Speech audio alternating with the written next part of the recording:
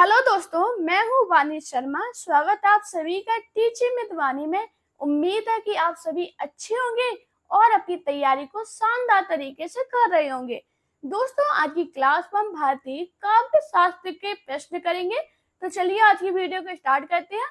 उससे पहले अगर आप चैनल पर पहली बार आए हो, चैनल को सब्सक्राइब कीजिए, वीडियो को लाइक कीजिए, कमेंट में जरूर बताइए आपको मेरी क्लास कैसी लगी। आज का हमारा पहला क्वेश्चन है, अंतःकरण की वृत्तियों के चित्त का नाम कविता है। यह काव्य लक्षण किसने प्रस्तुत किया? रामचंद्र शुक्ल, महावीर प्रसाद द्विवेदी, श्याम सुंदर दास, हजारी प्रसाद द्विवेदी। हाँ जी, अंतःकरण की वृत्तियों के चित्त का नाम कविता है। यह काव्य लक्षण किसने प्रस्तुत किया है? आपको याद रखना, महावीर प्रसाद द्विवेदी ने। इसका राइट आंसर है ऑप्शन बी। आपको याद रखना, महावीर प्रसाद द्विवेदी महान साहित्यकार, पत्रकार और युग प्रवर्तक थे। हिमाद्री तुंग भृंग से प्रबुद्ध शुद्ध भांति स्वयं प्रभा समुज्ज्वला स्वतंत्रता पुकारती। प्रस्तुत पंक्तियों में काव्य का कौन सा गुण मौजूद है? हाँ जी बताइए, राइट आंसर क्या होगा? माधुर्य, प्रसाद, ओज, इनमें से कोई नहीं। बताइए राइट आंसर क्या होगा? तो आपको याद रखना, ये जो पंक्तियां है इसमें काव्य का ओज गुण मौजूद है। इसका राइट आंसर है ऑप्शन सी। ऐतिहासिक भौतिकवाद किस दार्शनिकवाद का सिद्धांत है? अस्तित्ववाद, मार्क्सवाद, मनोविश्लेषणवाद, अभिजात्यवाद। हाँ जी, ऐतिहासिक भौतिकवाद किस दार्शनिकवाद का सिद्धांत है? आपको याद रखना, मार्क्सवाद। इसका राइट आंसर है ऑप्शन बी। आपको याद रखना, मार्क्सवाद या साम्यवाद एक ही विचारधारा के दो नाम है, जिसे क्रांतिकारी समाजवाद और वैज्ञानिक समाजवाद भी कहा जाता है। ये रिचर्ड्स के महत्वपूर्ण सिद्धांतों में से एक है।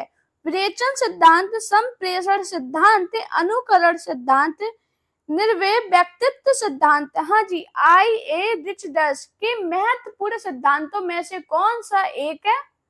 आपको याद रखना, संप्रेषण सिद्धांत। इसका राइट आंसर है ऑप्शन बी।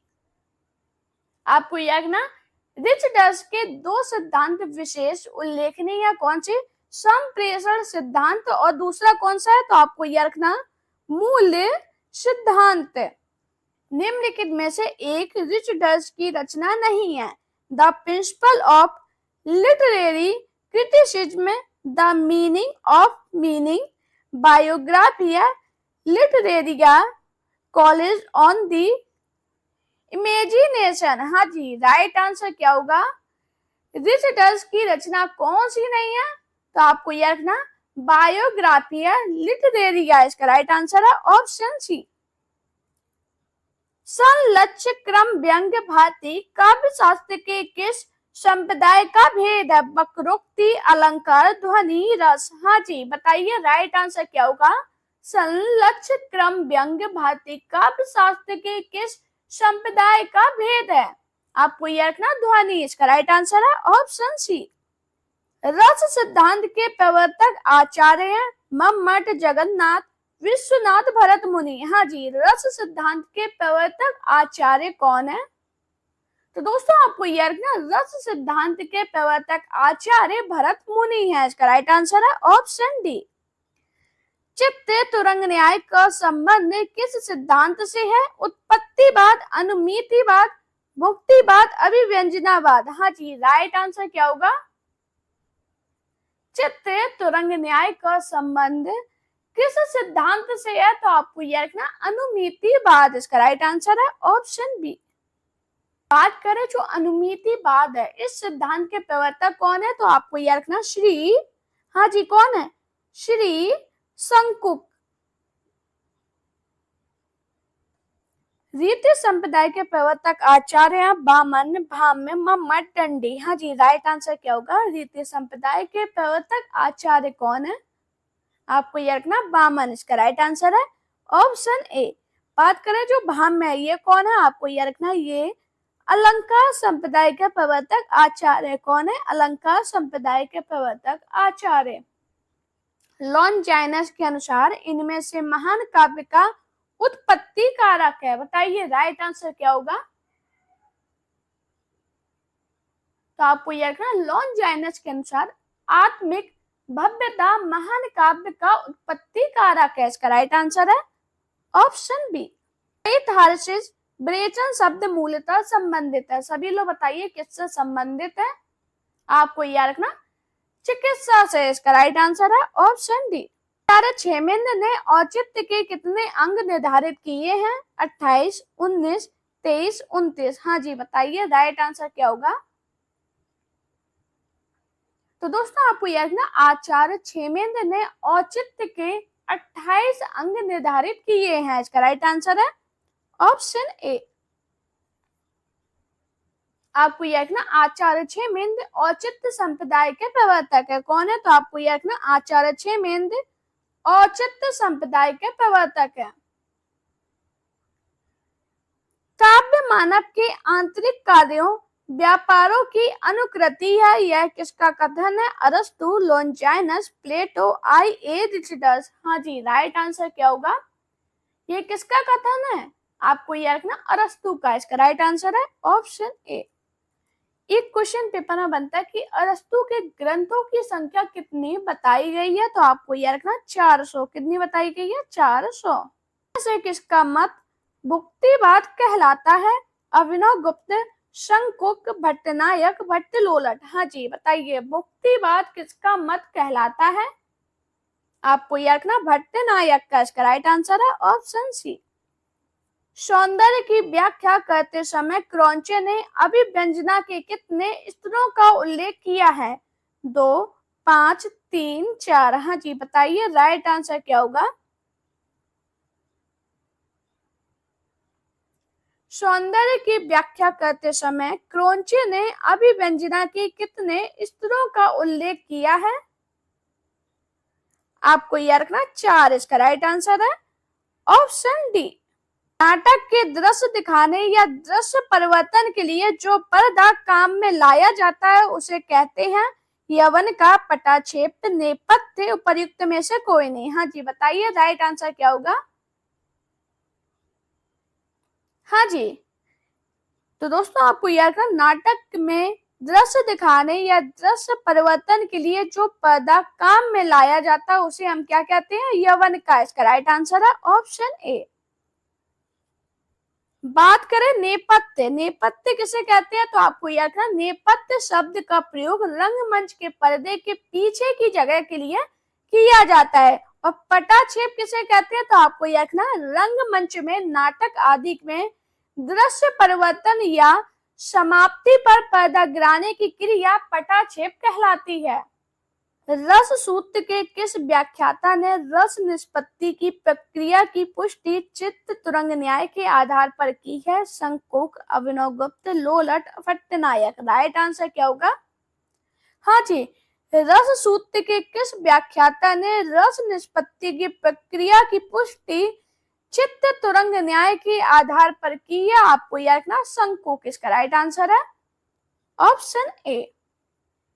हिंदी के प्रथम अलंकार निरूपक आचार्य हैं भिखारी दास, मतीराम, केशव दास, चिंतामणि। हाँ जी हिंदी के प्रथम अलंकार निरूपक आचार्य कौन है। आपको याद रखना केशव दास। इसका राइट आंसर है ऑप्शन सी। भरत के रस सूत्र में निहित संयोग का अर्थ भोज्य, भोजक भाव, निष्पत्ति का अर्थ भुक्ति की स्थापना किस व्याख्याकार ने की। भट्टलोलट, अभिनव गुप्त, शंकुक, भट्टनायक। हाँ जी राइट आंसर क्या है।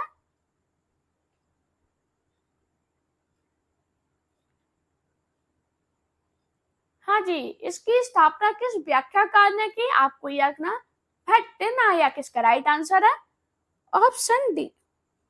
आचार्य भरत मुनि ने नाटक में अभिनय को किस वेद से लिया गया माना है। ऋग्वेद, यजुर्वेद, सामवेद, अथर्ववेद। हाँ जी राइट आंसर क्या होगा। आचार्य भरत मुनि ने नाटक में अभिनय को किस वेद से लिया गया माना है। आपको याद रखना यजुर्वेद। इसका राइट आंसर है ऑप्शन बी।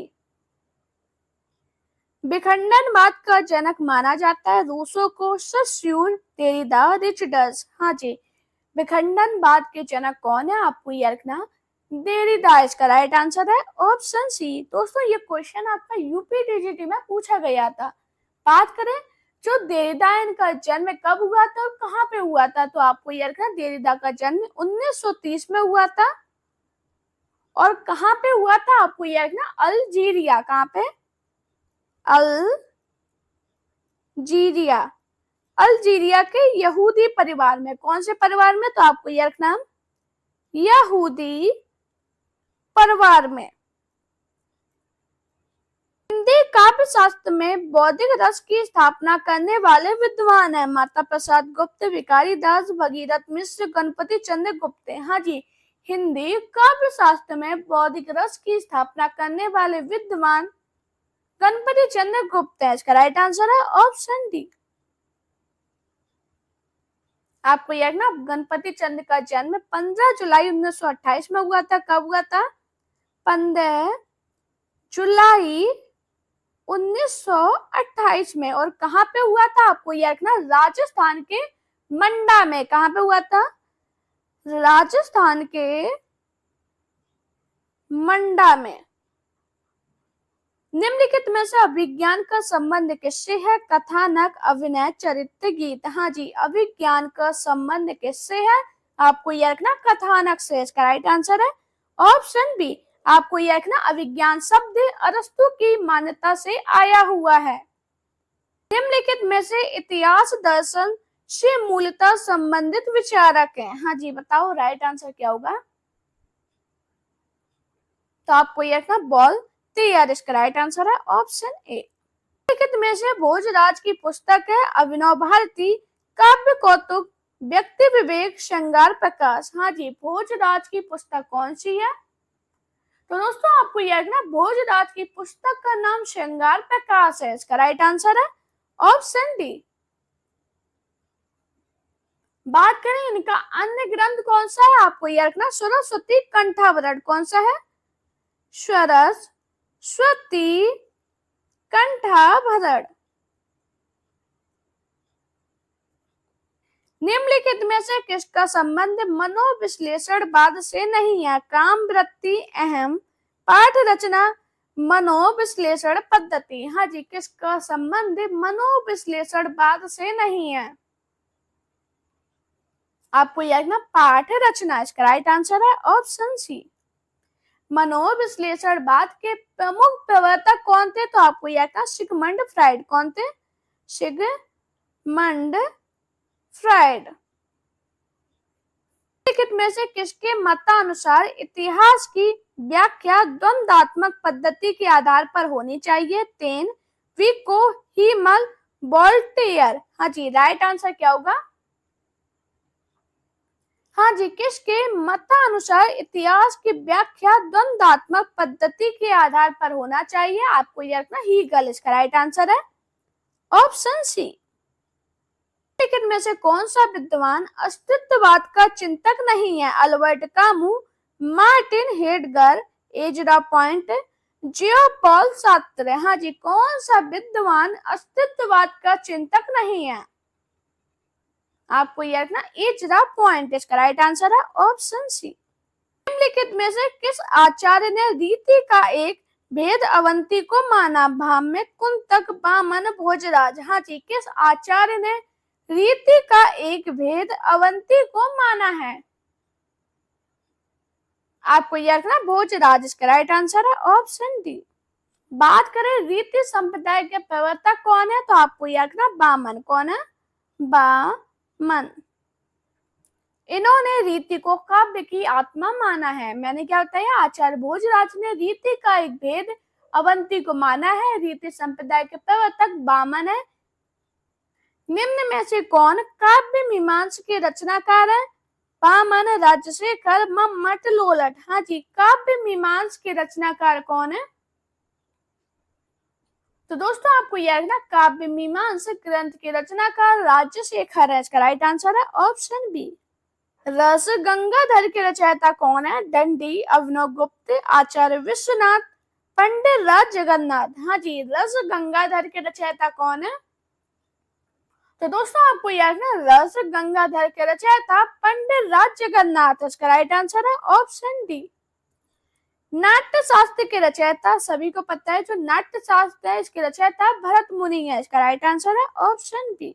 अभिनव गुप्त किस 10 सूत्र के व्याख्याता हैं? आरोपवाद, अनुमानवाद, अभिव्यक्तिवाद, मुक्तिवाद। हाँ जी, अभिनव गुप्त किस रस सूत्र के व्याख्याता हैं? आपको याद रखना अभिव्यक्तिवाद। इसका राइट आंसर है ऑप्शन सी। निम्न में से कौन अलंकारवादी आचार्य नहीं है? भाम्य, कुवलयानंद, दंडी, जयदेव। हाँ जी, अलंकारवादी आचार्य कौन नहीं है? तो आपको याद रखना कुवलयानंद। इसका राइट आंसर है ऑप्शन बी। अलंकारवादी आचार्य इनमें से कौन है? तो दोस्तों आपको याद रखना जो दंडी है ये अलंकारवादी आचार्य है। इसका राइट आंसर है ऑप्शन सी। रीति के आधारभूत तत्व के रूप में वामन का कैसा दृष्टिकोण है? सौंदर्यवादी, कथ्यवादी, शिल्पवादी, रसवादी। हाँ जी, राइट आंसर क्या होगा? रीति के आधारभूत तत्व के रूप में वामन का कैसा दृष्टिकोण है? आपको याद रखना विशुद्ध सौंदर्यवादी। इसका राइट आंसर है ऑप्शन ए। भरत मुनि के रस सूत्र में निष्पत्ति का अर्थ उत्पत्ति किस आचार्य ने माना? अभिनव गुप्त, भट्टनायक, लोलट, शंकुक। हाँ जी, बताओ राइट आंसर क्या होगा? तो आपको यह ना भट्ट, लोलट। इसका राइट आंसर है ऑप्शन सी। प्रतीकवाद का सर्वप्रथम घोषणा करने वाले विचारक कौन थे? हाँ जी, बताओ प्रतीकवाद की सर्वप्रथम घोषणा करने वाले विचारक जीन मोरे हैं। इसका राइट आंसर है ऑप्शन बी। लोनजाइनस ने उदात्तता का विवेचन किस ग्रंथ में किया? हाँ जी, बताइए राइट आंसर क्या होगा? तो आपको याद रखना ऑन द सबलाइम। इसका राइट आंसर है ऑप्शन बी। दोस्तों अगर आपको मेरी वीडियो पसंद आई हो तो वीडियो को लाइक कीजिए, चैनल को सब्सक्राइब कीजिए, अपने दोस्तों के साथ वीडियो को शेयर कीजिए। मेरा Telegram account, Insta account, Facebook page पे मुझे फॉलो कीजिए। अपना प्यार और सपोर्ट चैनल पे इसी प्रकार बनाए रखिए। Thank you guys watching this video.